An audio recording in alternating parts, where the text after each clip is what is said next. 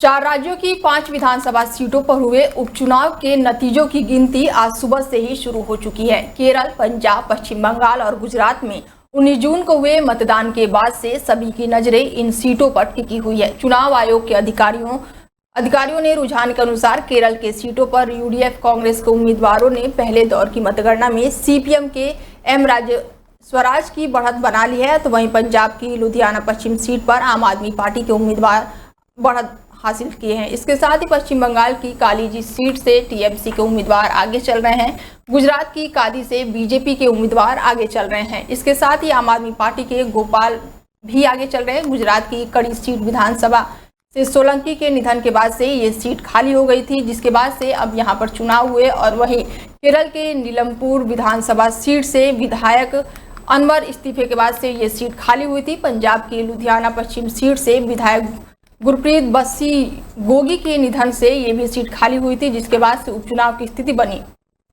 और इस तरह कालीगंज सीट विधायक नसरुद्दीन अहमद के निधन के बाद से ये सीट खाली थी और सभी 5 विधानसभा चुनाव पर उपचुनाव को लेकर 26 मई को अधिसूचना जारी की गई थी और इसके बाद से 2 जून तक नॉमिनेशन दाखिल करने की प्रक्रिया चली।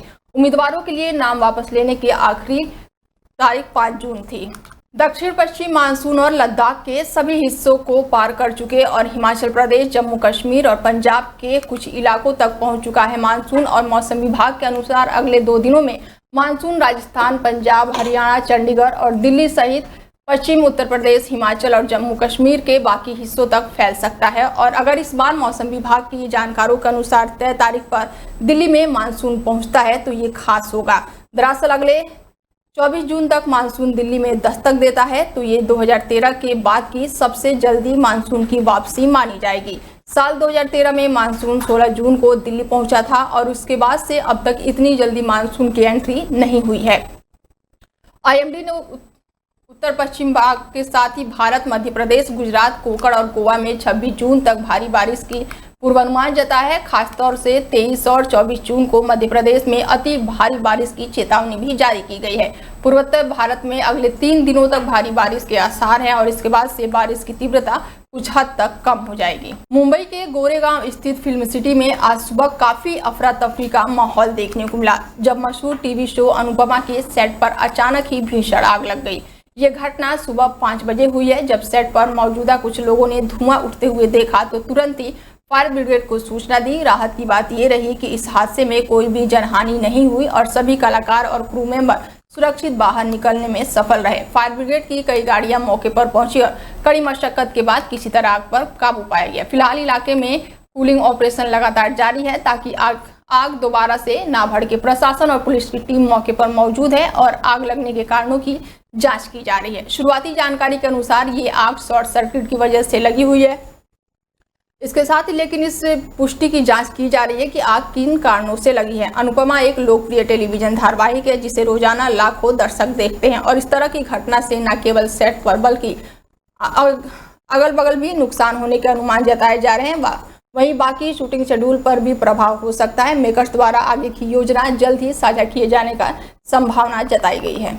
आरजेडी सुप्रीमो लालू प्रसाद यादव की बेटी रोहिणी आचार्य एक बार फिर से सक्रिय राजनीति में जोरदार वापसी करने की तैयारी में है। 2024 के लोकसभा चुनाव में सारण से आरजेडी की उम्मीदवार रही रोहिणी अब बिहार विधानसभा चुनाव की संभावित दावेदार के रूप में चर्चा में है। विधानसभा चुनाव नजदीक आते ही रोहिणी ने मुख्यमंत्री नीतीश कुमार और उनकी सरकार पर निशाना साधना शुरू कर दिया है। उन्होंने हाल ही में बयान दिया कि राज्य में कानून व्यवस्था पूरी तरह से चरमरा चुकी है और अपराधियों के हौसले बुलंद हैं। उनके मुताबिक क्रिमिनल ताकतवर हो गए हैं और पुलिस सिर्फ वनराज की तरह तमाशा देख रही है। उनके इस बयान की मानो तो वहां पर आरजेडी की ओर से प्रमुख चेहरा वो बन सकती हैं।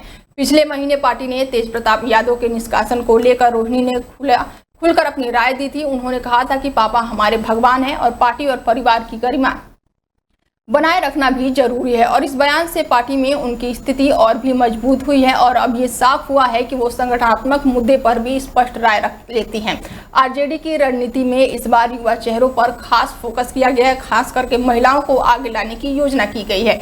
रोहिणी को लेकर चर्चा है कि किसी भी अहम सीट से विधानसभा चुनाव वो लड़ सकती हैं। हालांकि अभी उनके क्षेत्र की घोषणा नहीं हुई है। राजनीतिक विशेषज्ञों का मानना है कि रोहिणी यादव वोट बैंक, महिला मतदाता और शहरी युवाओं को जोड़ने की क्षमता रखती हैं।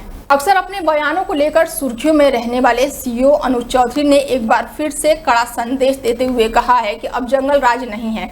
अगर किसी में हिम्मत है तो एक बार पत्थरबाजी करके देख ले। प्रशासन हर परिस्थिति से निपटने के लिए पूरी तरह से तैयार है। उन्होंने ये बात रविवार को लक्ष्मणगंज क्षेत्र में सरकारी जमीन पर बनी अवैध मस्जिदों को हटाने की कार्रवाई के दौरान कही। रविवार को एसडीएम विनय कुमार मिश्रा के साथ नगर के लक्ष्मणगंज में तोड़ी जा रही सरकारी जमीन पर बनी मस्जिद को देखने पहुंचे थे सीईओ अनुज चौधरी। इसके साथ ही उन्होंने स्थिति का जायजा लिया और कानून व्यवस्था बनाए रखने के लिए सुरक्षा प्रावधानों की समीक्षा की।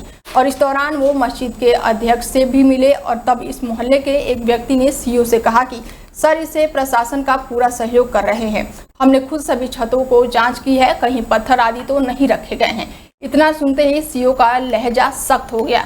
सीईओ अनुज चौधरी ने चेतावनी भरे लहजे में कहा है कि अब जंगल राज नहीं है, या यहाँ पर किसी की हिम्मत नहीं है कि एक बार फिर से पत्थरबाजी करके देख ले। प्रशासन ने ऐसी कार्रवाई के लिए पूरी तरह से वो तैयार है। अगर किसी ने माहौल बिगाड़ने की कोशिश की तो उसे बख्शा नहीं जाएगा। इसके साथ ही पत्थरबाजी जैसी हरकतों का पूरी तरह से जवाब दिया जाएगा।